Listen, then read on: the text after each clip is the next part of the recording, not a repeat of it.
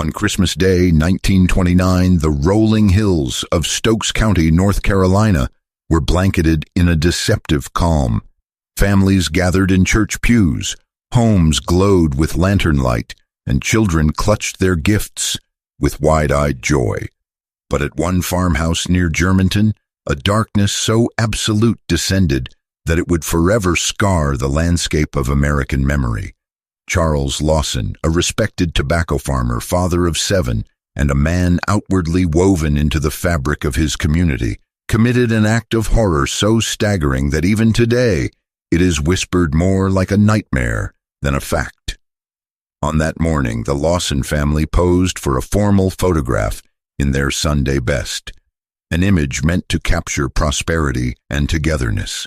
Hours later, 6 of those children, along with their mother, would lie dead by Charles's own hand. The massacre unfolded with such cold precision.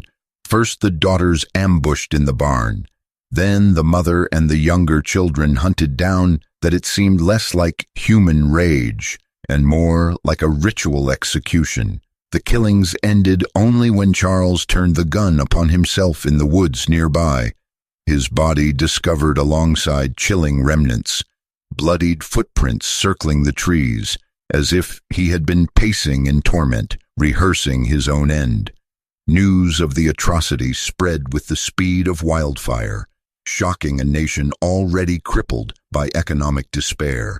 How could an ordinary man, known for his quiet diligence, transform into the orchestrator of such horror? What shadows festered behind the Lawson family's Christmas photograph? And why did Charles choose that day of all days to turn celebration into slaughter? Before we descend deeper into the chilling truth of the Lawson Family Christmas Massacre, make sure you are part of this journey into America's darkest past. Subscribe now and ring the notification bell so you never miss the hidden stories history tried to bury. Share this video with someone who believes evil is always far away, because sometimes it lives right next door. And tell us in the comments what state you're watching from, so we know how far these echoes of horror truly reach. In the late 1920s, life in Stokes County, North Carolina, was defined by hardship and resilience. Families scraped by on tobacco farming, a crop that demanded constant labor but rarely delivered prosperity. The Great Depression was already looming. Wages had collapsed, and many farmers lived in debt to landowners or merchants. Against this backdrop stood the Lawson family, outwardly ordinary, neither wealthy nor destitute, known for their hard work and quiet existence on a modest farm near Germantown. Charles Davis Lawson, born in 1886, had lived a life of toil. From a young age, he was accustomed to the back-breaking labor of tobacco fields, and as a man, he became the provider for his wife, Fanny, and their 7 children, Marie, Arthur, Carrie, Maybelle, James, Raymond, and Mary Lou, the youngest. Neighbors described him as hard-working, sometimes stern, but never cruel.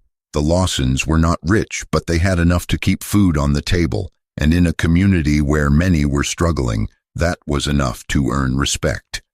In the weeks before Christmas of 1929, Charles took an unusual step that would later take on a haunting significance. He led his family into town to purchase new clothing and arranged for a professional family portrait. For rural families of the era, a formal photograph was not a casual decision. It was expensive, reserved for weddings, funerals, or significant milestones. Yet Charles insisted, outfitting each child in fine clothes, dressing his wife with care, and standing beside them for a photograph that would become infamous. At the time, neighbors interpreted it as a gesture of pride, perhaps the mark of a man who wanted to capture his family's unity during hard times. But in hindsight, many saw it as a chilling prelude, a deliberate memorial of a family he already knew would not survive the holiday. The portrait was not the only detail that suggested something was stirring beneath the surface of ordinary life.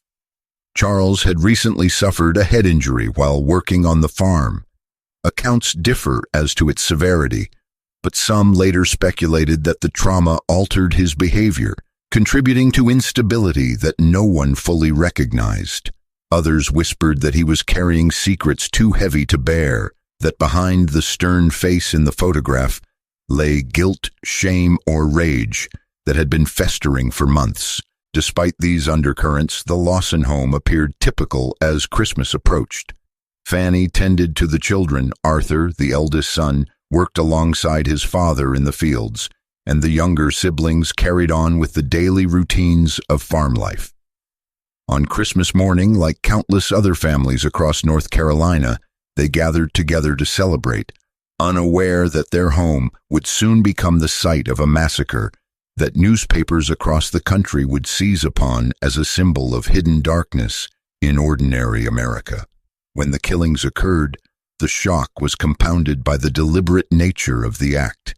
This was not a crime of sudden passion or drunken rage.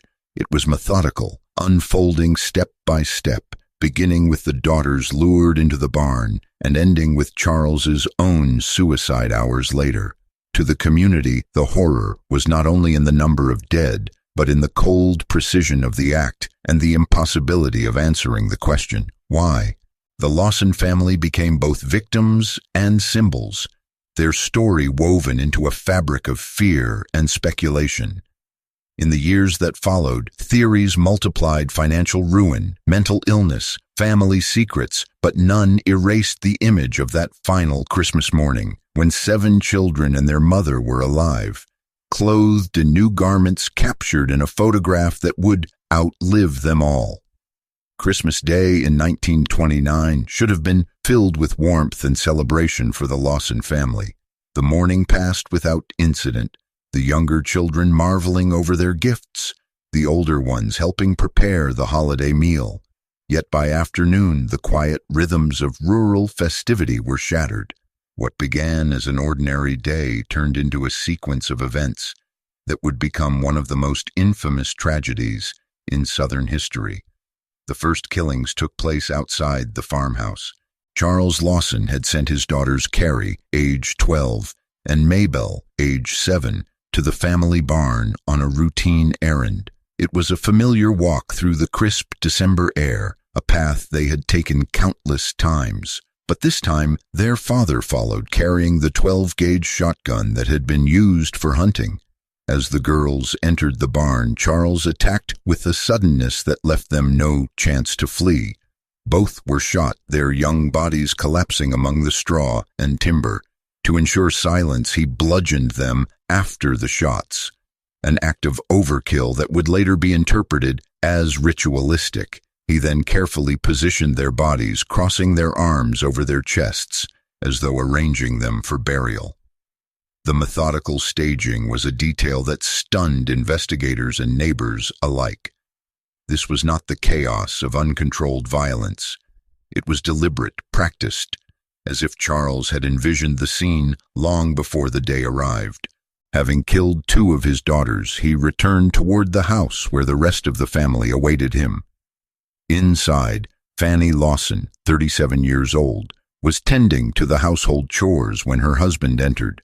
He shot her at close range, killing her instantly. The sound reverberated across the farm, and the younger children, startled, tried to run. James, age 4, and Raymond, age 2, were both pursued and shot before they could escape. The infant, Mary Lou, barely a toddler, was struck down as well. Each child was dispatched quickly, Charles ensuring none survived to raise an alarm.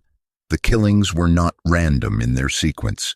Investigators later noted the precision of his movements, eliminating those who could run first, then turning to the helpless. As with Carrie and Mabel, the bodies were arranged deliberately. Fanny and the children were placed together inside the house, positioned almost ceremonially. Charles's act of arranging his victims suggested a distorted sense of order, as though he sought to present them not as murdered, but as prepared for a final family rest. One child was not present during the slaughter. Arthur, the eldest son at 16, had been sent on an errand earlier that morning. Some believed Charles intended for him to discover the aftermath, rather than be part of it. Others speculated that Arthur was spared intentionally, perhaps to carry the family name or to suffer the lifelong torment of survival. Whatever the reason, his absence saved his life, though it condemned him to bear the trauma of returning to a home transformed into a tomb.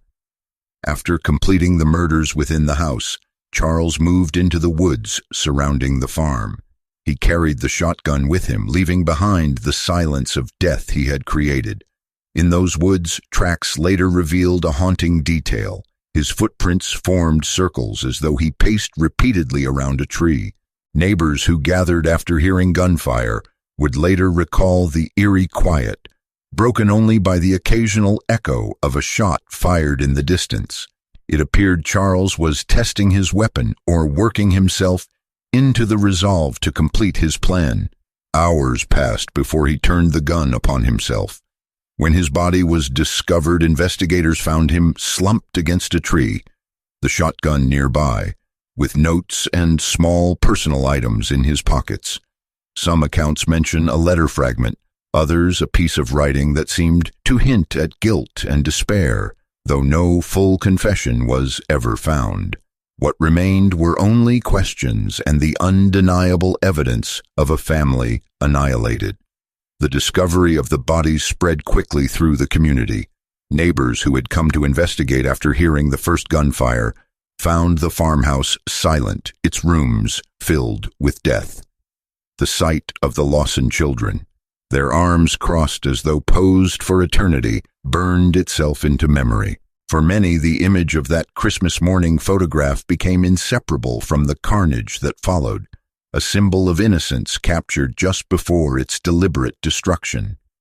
The first incident, the ambush in the barn, the precision of the slaughter inside the home, the chilling arrangement of the dead, was enough to set the tragedy apart from ordinary violence. It was not only the loss of life, but the manner in which it was carried out that horrified the nation. The massacre revealed itself not as a crime of chance, but as an event Charles Lawson had orchestrated with grim intent, leaving behind a mystery that endures to this day. The Lawson family tragedy of Christmas Day, 1929, quickly escalated from a local disaster into one of the most widely discussed crimes in the United States. News of the event traveled rapidly across North Carolina, and within hours, reporters and investigators descended on the quiet community near Germantown. The sudden transformation of a modest farmhouse into a national news story revealed how deeply the massacre struck at cultural nerves during an already unstable era. Contemporary reports documented the bare facts. Charles Lawson, a tobacco farmer, ended the lives of his wife and 6 of his children before taking his own. His eldest son, Arthur, survived only because he had been sent on an errand earlier that morning. These details alone were shocking, but the timing magnified the impact.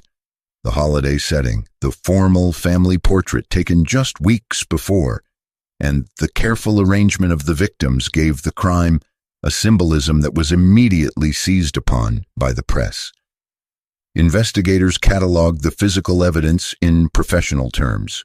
They noted the use of a 12-gauge shotgun, the positioning of family members after death, and the discovery of Charles in the nearby woods. Footprints circling the tree where his body was found suggested hours of pacing, interpreted by some as signs of inner conflict. The meticulous recording of these elements created a public narrative of a man who had not acted in sudden frenzy, but had prepared for the event with grim deliberation. The funerals intensified the sense of escalation. On December 27, 1929, thousands of people, some estimates placed the number at over 5,000, gathered for the burial of the Lawson family. The coffins were lowered side by side into a single grave at Browder Family Cemetery. Accounts describe the roads lined with vehicles, the crowd stretching beyond the cemetery boundaries, and ministers speaking of sorrow and unanswered questions. The sheer scale of attendance demonstrated how the tragedy had already passed from private grief into a collective spectacle. Without a clear motive, speculation flourished. One explanation focused on a head injury Charles had suffered months earlier while working on the farm. Although no medical examination was conducted at the time, neighbors recalled behavioral changes afterward. Physicians later suggested that brain trauma might have produced depression or paranoia. Another theory, more disturbing, centered on rumors of incest and the possibility that Marie, the eldest daughter, was pregnant by her father. These claims were never substantiated in official records, yet they became embedded in local memory and were repeated for decades. Financial hardship was also proposed as a motive. The late 1920s brought falling crop prices and economic uncertainty. However, investigators found no evidence that the Lawsons faced imminent ruin. The farmhouse itself became part of the escalation. Relatives preserved it largely unchanged, and within months, visitors began touring the site. They paid small fees to walk through the rooms, to see ordinary household items that had been frozen in place on the day of the killings.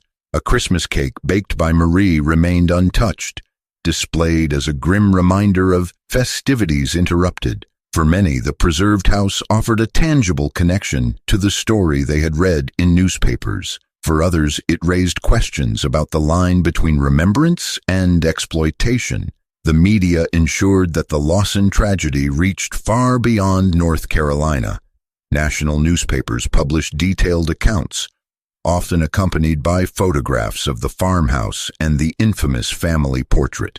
Headlines emphasized the shocking juxtaposition of Christmas celebration and domestic destruction. Articles described the case as the Christmas tragedy in Germantown or the Lawson Massacre, turning the family's name into shorthand for horror. Cultural responses extended the story further. Ballads emerged almost immediately. The best known, The Murder of the Lawson Family, was recorded and sold widely.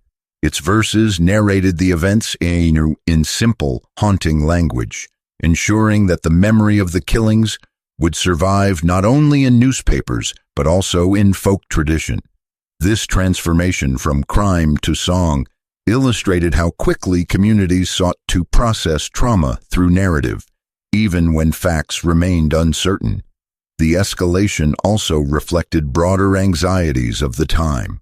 The United States was entering the Great Depression, with families facing unemployment, foreclosure, and loss. That a seemingly ordinary farmer could annihilate his own household resonated as a dark symbol of despair. Clergy used the Lawson case in sermons, warning of the dangers of sin, secrecy, or untreated illness. Psychologists debated possible explanations in journals, though the language of mental health at the time was limited. By early 1930, the Lawson tragedy had become part of American folklore. It was retold at kitchen tables, in churchyards, and in print. Some emphasized the mystery of motive. Others focused on the cultural symbolism of a family destroyed on Christmas Day.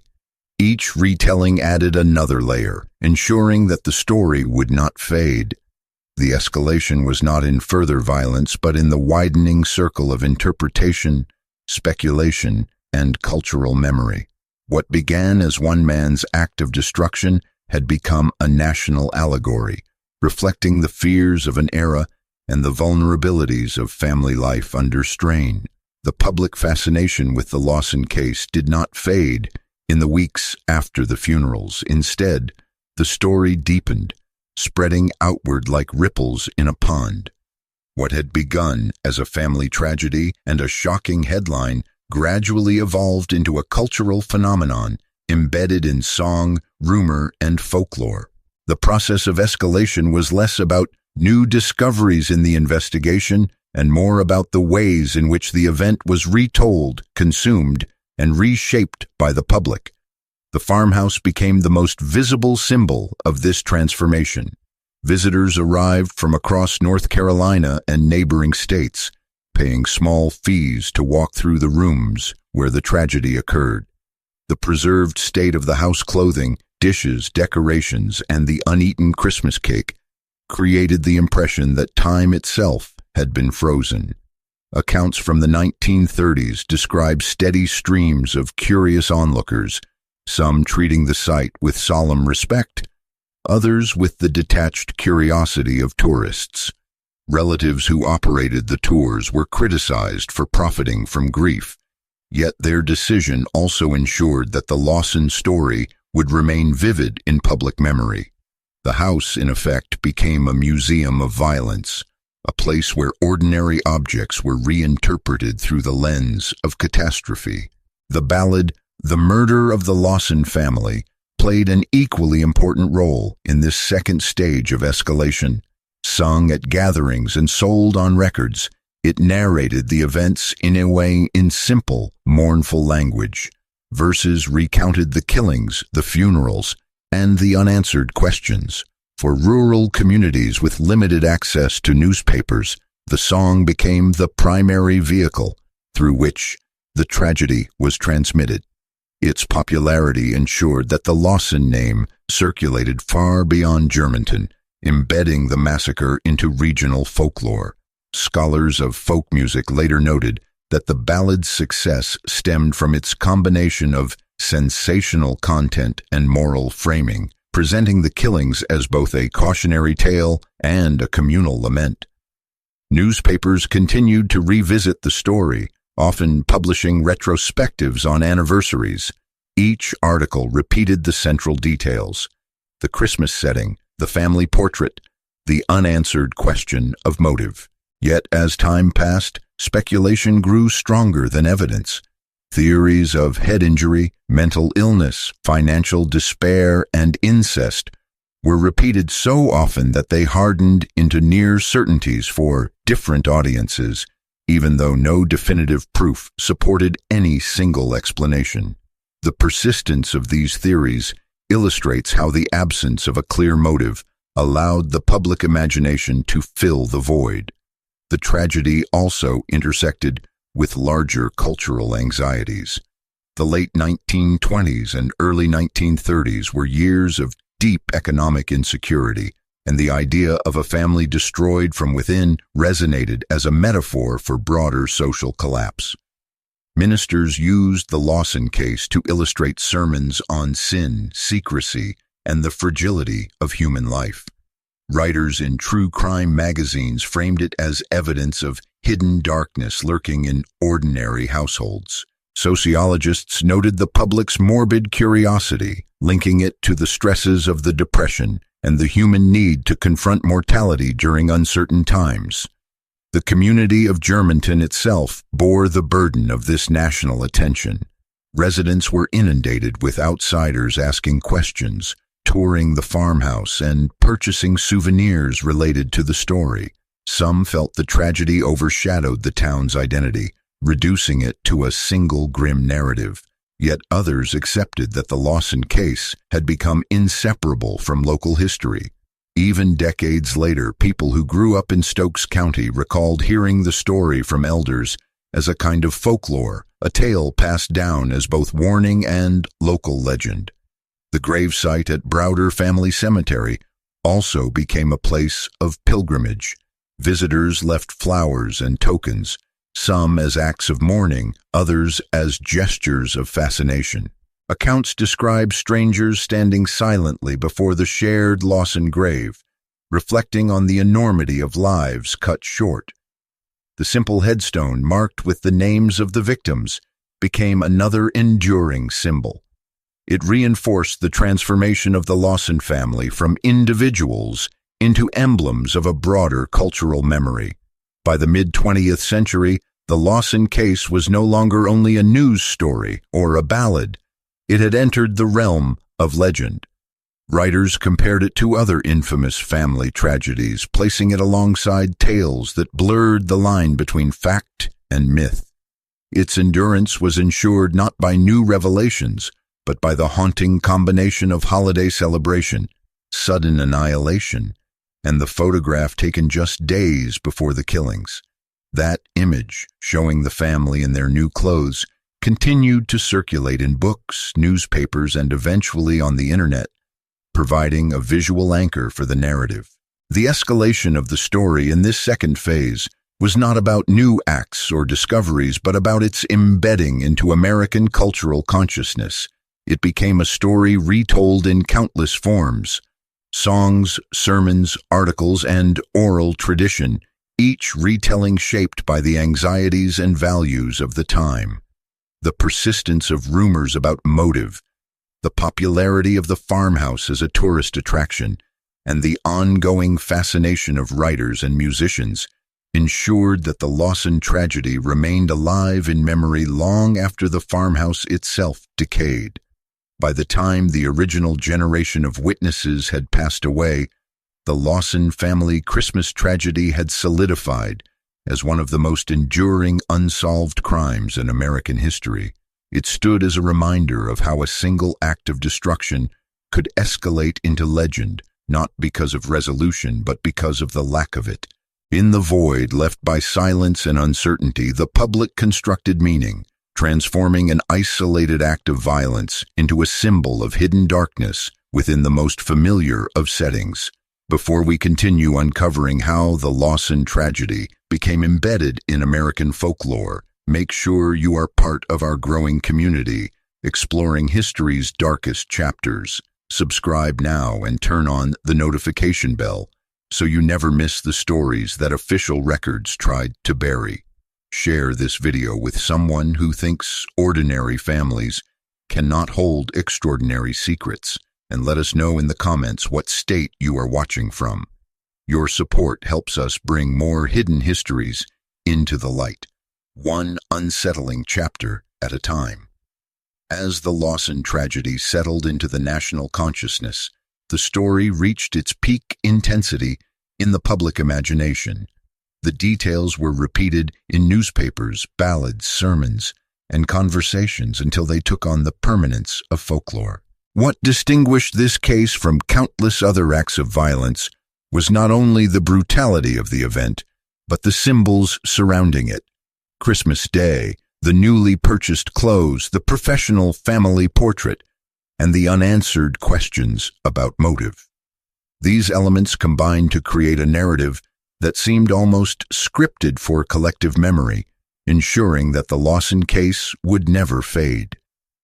Investigators had long since closed their files, acknowledging the impossibility of determining a definitive cause. Yet public speculation intensified. Theories hardened into convictions depending on the perspective of the storyteller. For some, the head injury Charles Lawson had suffered earlier in the year was the only plausible explanation. They argued that a man once described as hard-working and ordinary must have been altered by brain trauma. Contemporary physicians, lacking modern diagnostic tools, speculated vaguely about mental instability, a phrase that entered reports without clarification. Others dismissed this medical theory and insisted that hidden scandal was the true motive. Rumors of incest and pregnancy persisted, whispered in Germantown and repeated by journalists seeking sensation. Although never proven, these rumors became inseparable from the folklore, ensuring that the Lawson story would always carry undertones of family secrets too terrible to expose. The economic theory also continued to surface. America was entering the Great Depression, and farmers across North Carolina were suffering under collapsing tobacco prices. Commentators suggested that financial pressure had pushed Charles into despair, yet investigators noted that the Lawson farm was not facing foreclosure, nor were debts unusually high. Still, the financial explanation resonated with readers living through economic hardship who saw in the massacre a symbol of despair that could afflict any family. The climax of public engagement came in the form of cultural memorialization. The farmhouse, preserved and open to visitors, became one of the most unusual tourist attractions of its time. Reports estimate that thousands passed through its doors in the years following the massacre. They saw the everyday objects left in place, including the uneaten Christmas cake, and imagined the final hours of the family. The preserved house blurred the line between history and spectacle. For some, it was a sight of mourning. For others, it was a form of morbid entertainment. Either way, it reinforced the Lawson case as a story to be consumed and retold. The ballad, The Murder of the Lawson Family, also reached the height of its influence during this period. The song, recorded and sold widely, narrated the tragedy in verses simple enough to be remembered and shared orally. It was sung in rural communities, played on phonographs, and passed along as part of the American folk tradition. The ballad gave the Lawson story an afterlife beyond the reach of newspapers, embedding it in memory through music. Folklorists later observed that the song transformed the case from a single event into a moral narrative, offering listeners a way to process horror by framing it as both lament and caution. The gravesite at Browder Family Cemetery became a secondary focus of attention. Visitors traveled to view the shared Lawson plot, where the family was buried together. The plain headstone, marked with their names, became a silent monument. Accounts describe strangers leaving flowers, coins, or notes, treating the site as both a place of mourning and a point of curiosity. For many, the cemetery offered a more solemn counterpart to the farmhouse tours, emphasizing the human cost rather than the spectacle. The climax also unfolded in the way the Lawson case shaped public perception of safety and family. Newspapers and magazines described the tragedy as evidence that violence could erupt from within, that the home itself could harbor hidden danger. In an era when the family was idealized as the foundation of social stability, the idea that a father could destroy his own household struck a particularly deep chord. Ministers invoked the case in sermons as a warning about sin, secrecy, and despair. Psychologists debated the implications for understanding mental illness, even though their tools for analysis were limited. Each interpretation reinforced the Lawson tragedy as more than a crime. It became a symbol of broader cultural anxieties. By the early 1930s, the Lawson case stood at the peak of its cultural impact. It was no longer only a story of a North Carolina farmer. It was a parable retold across the country. Its details were fixed in memory: the family portrait, the Christmas setting, the unanswered motive. What began as an isolated act of destruction had escalated into a national legend, representing fears about poverty, secrecy, morality, and the fragility of domestic life. This was the climax of the story's cultural life, when the Lawson name was recognized far beyond Stokes County, and when the unanswered why ensured that the tragedy would remain alive in American memory long after the farmhouse itself decayed. As months turned into years, the Lawson tragedy remained at the forefront of American memory, its momentum fueled not by new discoveries but by the public's persistent need to revisit, reinterpret, and assign meaning. The climax of its cultural impact unfolded through the way it reshaped ideas of community, family, and morality. The Germantown farmhouse, the family portrait, and the Christmas setting became archetypal symbols, ensuring that the Lawson case transcended its immediate context and entered the realm of enduring legend. The preserved farmhouse was central to this continuation. Relatives and neighbors maintained it as a public exhibit, allowing visitors to walk through the rooms where the crime had taken place. The house, unaltered except for the passage of time, embodied the chilling sense of domestic life, frozen at the moment of destruction. Newspaper correspondents who visited in the early 1930s described the uneaten Christmas cake as an object that captured the horror of celebration interrupted. By the mid-1930s, thousands had paid admission to tour the property, making it one of the most unusual roadside attractions in the South. To some, this practice represented exploitation. To others, it served as a collective act of remembrance. The very existence of such a site reinforced the tragedy as both history and spectacle. The family portrait also achieved iconic status, Taken only weeks before the massacre, it was reproduced in newspapers, ballad booklets, and later in historical works. The image showed a family dressed in new clothes, solemn but dignified, unaware that their lives would soon be extinguished. For many, the photograph symbolized the fragility of appearances. Commentators repeatedly emphasized that no one looking at the portrait could guess the fate that awaited them, a reminder of how ordinary surfaces could conceal hidden turmoil. The portrait became inseparable from the narrative, ensuring that every retelling carried a visual anchor. The ballad "The Murder of the Lawson Family" reached its widest audience during this period. Copies of the recording circulated widely, and oral versions were sung at gatherings throughout the South. The lyrics narrated the crime in mournful detail, concluding with reflections on mortality and the suddenness of death. For many communities, the ballad served as both entertainment and moral instruction, transforming the Lawson case into a lesson about the unpredictability of life. Folklorists later noted that the ballad blurred the line between fact and interpretation, embedding rumor and speculation into its verses. Thus, the song not only preserved the tragedy, but also reshaped it, ensuring that certain unproven theories, such as the rumors of family secrets, remained central to public memory. Meanwhile, Germantown itself became defined by the tragedy. Residents were frequently questioned by outsiders, journalists, and travelers. The town's identity was overshadowed by the Lawson name, and locals grew accustomed to explaining, avoiding, or reluctantly acknowledging the story. Generations later, many recalled that their first knowledge of the tragedy came not from books, but from overheard conversations, whispers at church, or childhood warnings. The massacre had transformed from an event into a marker of place, tying Germantown forever to the national narrative of hidden darkness within domestic life.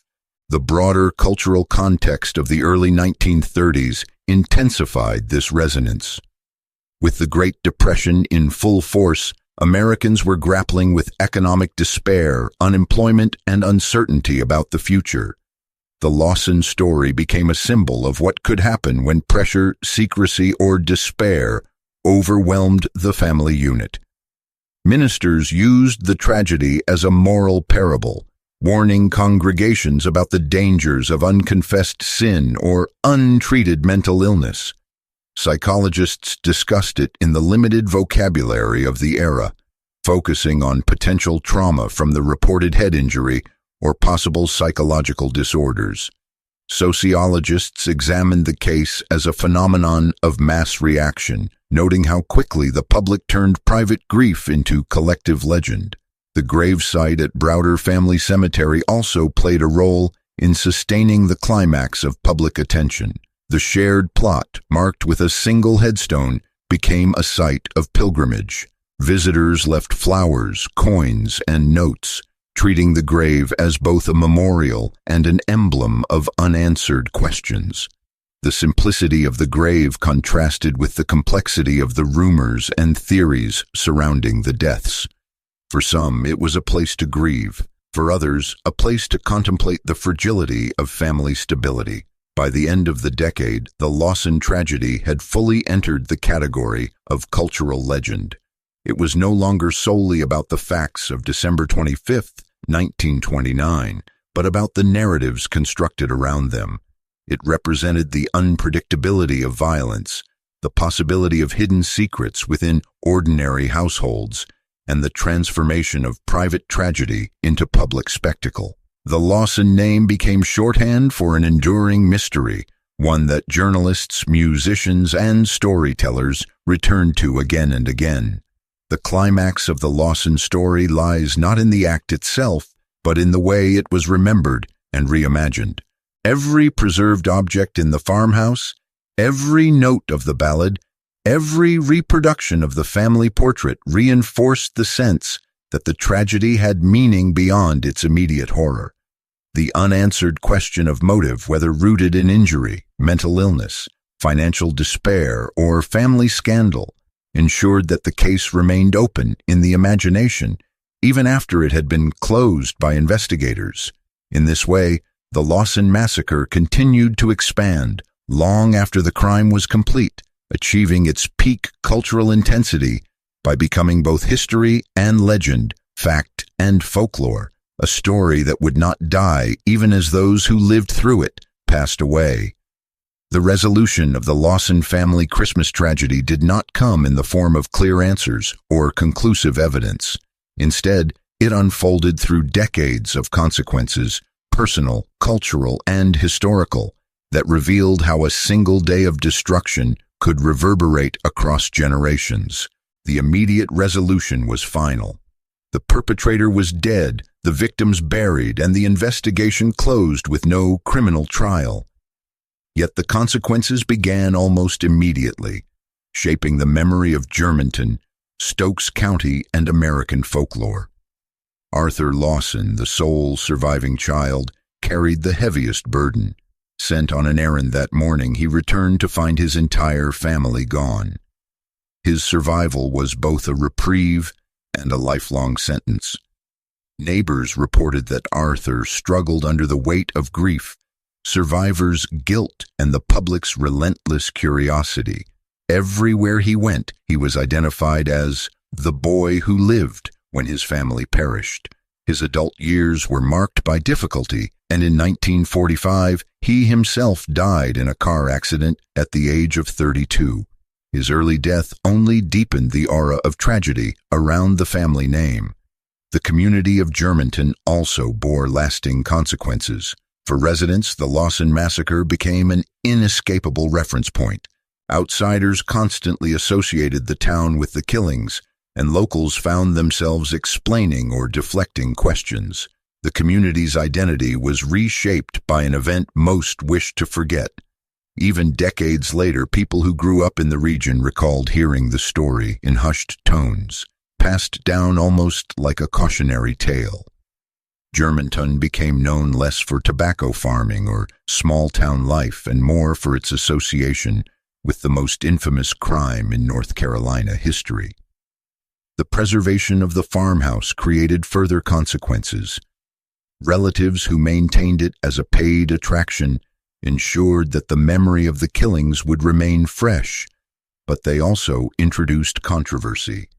Visitors lined up to view the rooms, the furnishings, and the uneaten Christmas cake, paying a small fee for admission. Some considered this a macabre exploitation of grief, while others argued it preserved history. Either way, the farmhouse tours transformed private tragedy into public performance, extending the cultural life of the story. Over time, the house itself fell into disrepair and was eventually demolished, but by then its legacy had already been fixed in collective imagination. The grave at Browder Family Cemetery became another lasting site of consequence. Thousands visited over the decades, leaving flowers, coins, and personal tokens. The simple stone, marked with the names of the dead, became a monument not only to the victims, but also to the enduring questions surrounding their fate. Visitors often describe the experience as solemn and haunting, a reminder of the fragility of family and the silence of unanswered motives. The grave became a point of convergence for grief, fascination, and folklore. Cultural consequences extended far beyond Stokes County. The ballad, "The Murder of the Lawson Family," became a permanent part of American folk music, sung at gatherings, recorded commercially, and passed down orally. It ensured that the tragedy was preserved in song. The ballad carried the story to audiences who might never have read a newspaper article, embedding it in popular consciousness. Folklorists noted that the song exaggerated certain elements, blurred fact and rumor, and helped transform the tragedy into legend. Its endurance illustrates how art can both preserve and distort history. The press also played a decisive role in shaping consequences. Newspapers repeatedly revisited the case, especially on anniversaries. Articles emphasized the same central details: Christmas Day, the family portrait, the lack of motive. Each retelling renewed public interest and solidified the massacre as part of the American cultural landscape. True crime magazines expanded on the story, often introducing unverified theories as though they were fact. This blending of journalism and speculation meant that the Lawson case became as much about rumor as about documented history. Social consequences were visible in the way the Lawson story influenced public perception of safety and family. Ministers used the case in sermons to warn against secrecy, despair, or moral failing. Psychologists referenced it in early discussions of trauma and mental illness, though their terminology was primitive by modern standards. Families across North Carolina and beyond repeated the Lawson story as a cautionary reminder that danger could exist within the home as well as outside it. The case contributed to broader anxieties about the reliability of domestic stability during an era already shaken by the Great Depression. The consequences also extended into the academic sphere. Scholars of folklore, music, and criminology studied the Lawson case as an example of how private tragedy can transform into public legend. Researchers noted the unique combination of factors that gave the story longevity: the Christmas timing, the professional photograph, the scale of the funeral, the preservation of the farmhouse, the creation of the ballad, and the enduring mystery of motive. Each element alone might not have been enough to sustain memory, but together they ensured that the Lawson case remained alive in American culture. Resolution came only in the sense that the facts of the day were documented and fixed. Charles Lawson killed his wife and 6 of his children before taking his own life. Beyond that, no final explanation was ever achieved. Theories persisted: head injury, mental illness, financial despair, family scandal, but none could be proven. This lack of closure became its own form of resolution, ensuring that the story would endure, not because it was solved, but because it remained unsolved. The unanswered question, why, became the central element of the Lawson legend, a reminder that some tragedies resist explanation. By the latter half of the 20th century, the Lawson family Christmas tragedy had become less an active investigation and more a cultural reference point.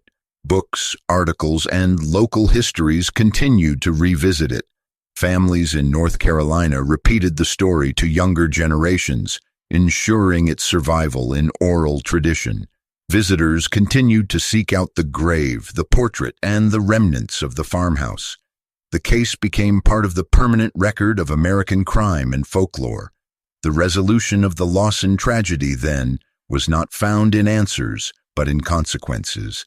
It reshaped a community's identity, scarred a surviving child, created a cultural phenomenon through song and tourism, and offered endless material for journalists, scholars, and storytellers. Its consequences outlived its immediate victims, and even the generation that remembered them firsthand.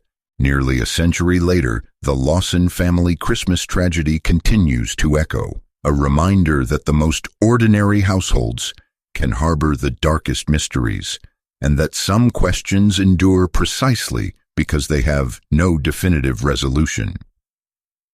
The Lawson family Christmas tragedy remains one of the most haunting episodes in American history, not because of what can be explained, but because of what cannot.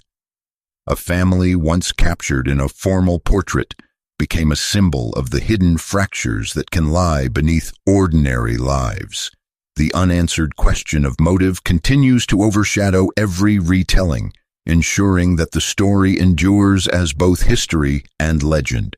The farmhouse is gone, but the ballad, the photograph, and the gravesite remain as reminders that even the most private acts of violence can echo for generations. The consequences were not confined to Germantown or to North Carolina. They spread outward, shaping national memory and revealing how fragile domestic stability can be when tested by despair, secrecy, or unspoken suffering. If this story has left you unsettled, remember that we bring hidden histories like this one to light every week. Subscribe now, ring the notification bell, and share this video with someone who believes the past is only about dates and names. Tell us in the comments where you are watching from, because tragedies like this were not confined to one place. They happened in communities across America, perhaps closer to your own home than you realize. By joining our community, you help preserve these forgotten stories, ensuring they are never erased or ignored.